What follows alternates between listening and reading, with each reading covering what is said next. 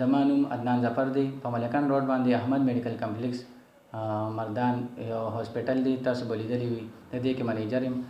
نن سبا یو وبا پیلو شوې ده چې کرونا وایرس ورته وایي. د هغې دپاره مختلف احتیاطي تدابیر حکومت د طرفه هم په سوشل میډیا باندې شیر کېږي. زموږ د طرفه هم چې دی یو څو احتیاطي تدابیر په خپل هاسپټل دپاره د سټاف دپاره پرووایډ کړي دي چې هغې کې سینیټایزر دی، هینډ واش دی، ماسک دی، ګلوز دی. بیا په هغې کې چې دی سوشل ډسټنس دی. سوشل ډسټنس چې دی 3 فټ نه والی 6 فټه پورې دی.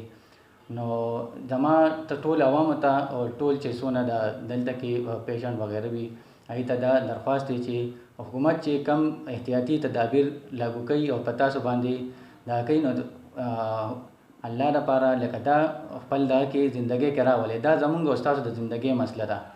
دا یو عام وایرس نه دی. صحیح ده، دا وایرس یو داسې وایرس دی چې 20 سیکنډ کې دا لکه کېږي، ختمیږي. خو دا تاسو ته ښه پته ده چې میډیسن یې نشته، علاج یې نشته. علاج یې دکه دی چې مونږ خپل ځان په خپله خیال وساتو.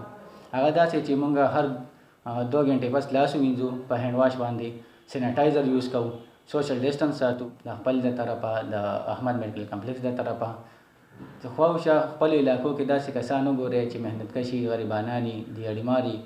نن سبا تاسو وګورئ لاکډاون دی، د هغې د وجې ته مشکلات دي، روزي روټۍ په مشکله میلاویږي. نو کوشش وکړئ تاسو زکات وي په رمضان کې وباسئ، د هغې نه مخکې وباسئ. هغه زکات چې دی هغې ته ورسوئ. نن سبا هغې ته د دې ډېر ضرورت دی. زموږ احمد میډیکل کمپلیکس چې دی نو خپل فیسیلیټیز ورکوي.